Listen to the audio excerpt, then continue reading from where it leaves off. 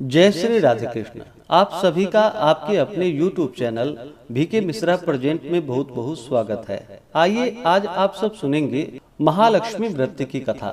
भाद्रपद मास शुक्ल पक्ष की अष्टमी से लेकर के आश्विन मास कृष्ण पक्ष की अष्टमी तक 16 दिनों तक माता लक्ष्मी की विशेष कृपा प्राप्ति के लिए व्रत धारण किया जाता है। इस दौरान विशेष प्रकार से माता लक्ष्मी की पूजा अर्चना की जाती है, जिससे व्यक्ति के सभी प्रकार के दुख और क्लेश दूर होते हैं, धन धान्य की प्राप्ति होती है तथा सभी प्रकार की कामनाएं सिद्ध होती है। तो आइए सुनते हैं महालक्ष्मी व्रत की कथा। तो बोलिए प्रेम से माता लक्ष्मी की जय, सर्व देवी देवता की जय। एक समय महर्षि श्री वेद व्यास जी हस्तिनापुर पधारे। उनका आगमन सुनकर महाराज धृतराष्ट्र उनको आदर सहित राजमहल में ले गए। स्वर्ण सिंहासन पर विराजमान कर चरणोदक ले उनका पूजन किया। श्री व्यास जी से माता कुंती तथा गांधारी ने हाथ जोड़कर प्रश्न किया कि हे महामुने, आप त्रिकालदर्शी हैं, अतः आपसे हमारी प्रार्थना है कि आप हमको कोई ऐसा सरल व्रत तथा पूजन बतलाइए जिससे हमारा राज्य लक्ष्मी, सुख संपत्ति, पुत्र पौत्र आदि व परिवार सुखी रहे। इतना सुनकर श्री वेद व्यास जी कहने लगे, हम एक ऐसे व्रत का वर्णन करते हैं जिससे सदा लक्ष्मी जी का निवास होकर सुख समृद्धि की वृद्धि होती है।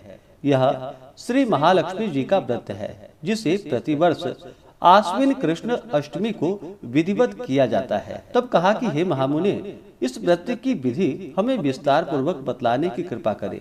तब व्यास जी बोले कि हे देवी, यह व्रत भाद्रपद शुक्ल अष्टमी से प्रारंभ किया जाता है। इस दिन स्नान करके 16 सूत के धागों का डोरा बनाए, उसमें 16 गांठ लगाए, हल्दी से पीला करे और प्रतिदिन 16 दूब व 16 गेहूं डोरे को चढ़ाएं और आश्विन यानी कि कुआर कृष्ण की अष्टमी के दिन उपवास रखकर मिट्टी के हाथी पर श्री लक्ष्मी जी की प्रतिमा स्थापित कर विधिवत पूजन करें। इस प्रकार श्रद्धा भक्ति सहित महालक्ष्मी जी का व्रत पूजन करने से आप लोगों की राज्य लक्ष्मी सदा अभिवृद्धि होती रहेगी। इस प्रकार व्रत का विधान बतलाकर श्री वेद व्यास जी अपने आश्रम की ओर प्रस्थान कर गए। इधर समय के अनुसार भाद्रपद शुक्ल अष्टमी से गांधारी तथा कुंती अपने अपने महलों में नगर की स्त्रियों सहित व्रत का आरंभ करने लगी। इस प्रकार 15 दिन बीत गए। 16वें दिन आश्विन कृष्ण अष्टमी के दिन गांधारी ने नगर की सभी प्रतिष्ठित महिलाओं को पूजन के लिए अपने महल में बुलवा लिया। माता कुंती के यहाँ कोई भी महिला पूजन के लिए नहीं आई। साथ ही माता कुंती को भी गांधारी ने नहीं बुलाया। ऐसा करने से माता कुंती ने अपना बड़ा अपमान समझा। उन्होंने पूजन की कोई तैयारी नहीं की और उदास होकर बैठ गई। जब पांचों पांडव युधिष्ठिर, अर्जुन, भीम, नकुल और सहदेव महल में आए तो कुंती को उदास देखकर पूछा कि हे माता, आप इस प्रकार उदास क्यों हैं? आपने पूजन की तैयारी क्यों नहीं की? तब माता कुंती ने कहा कि हे पुत्र, आज महालक्ष्मी जी का व्रत का उत्सव गांधारी के महल में मनाया जा रहा है। उन्होंने नगर की समस्त महिलाओं को बुला लिया है और उनके 100 पुत्रों ने मिट्टी का एक विशाल हाथी बनाया है, जिस कारण सभी महिलाएं उस बड़े हाथी का पूजन करने के लिए गांधारी के यहाँ चली गई, लेकिन मेरे यहाँ नहीं आई।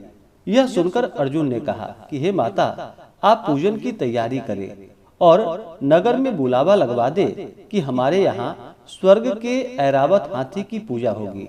इधर माता कुंती ने नगर में ढिंढोरा पिटवा दिया और पूजा के विशाल तैयारी होने लगी।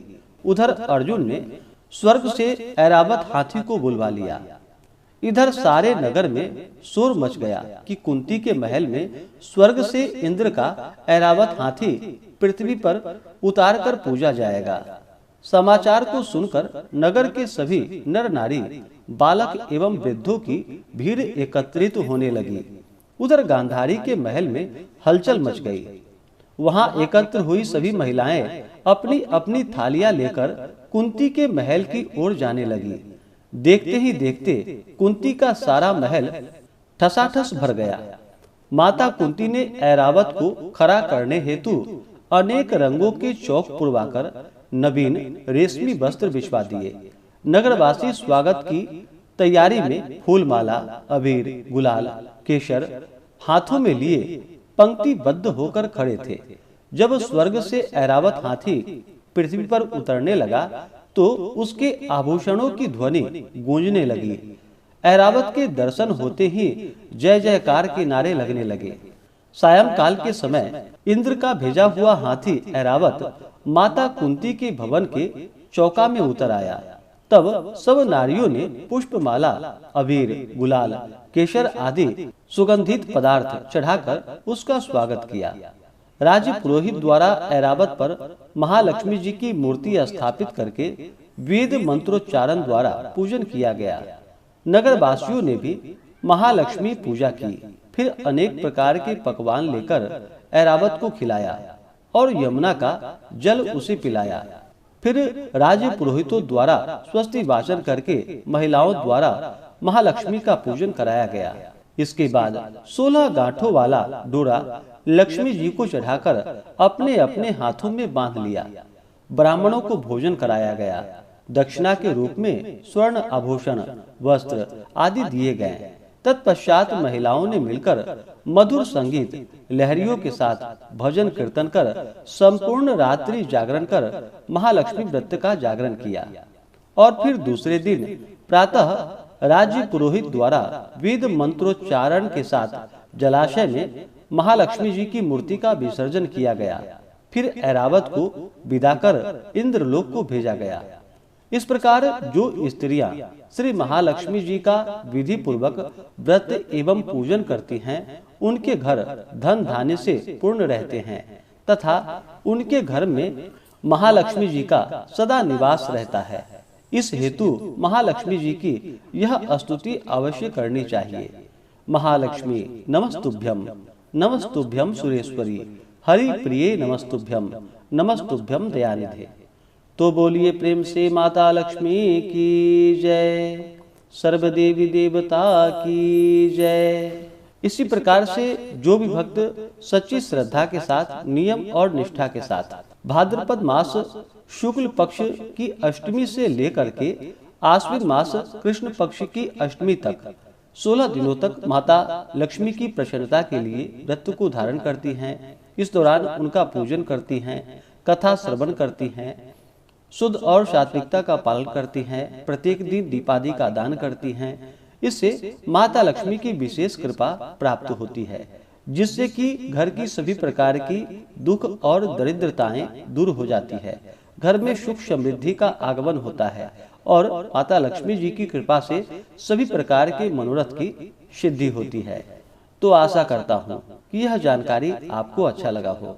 इसी प्रकार से ज्ञानवर्धक जानकारियाँ प्राप्त करते रहने के लिए, व्रत पूजा के बारे में जानने के लिए, कथा को सुनने के लिए चैनल पे अगर आप पहली बार आए हैं तो चैनल को लाल बटन दबा करके सब्सक्राइब करें, साथ में बेल आइकन घंटी को दबाएं ताकि आने वाली वीडियो का नोटिफिकेशन आपको समय से मिलता रहे। वीडियो को लाइक करें, शेयर करें। सुखी रहे और स्वस्थ रहे। जय श्री राधे कृष्ण। धन्यवाद। सभी भक्तों पर माता लक्ष्मी का कृपा सदैव बना रहे।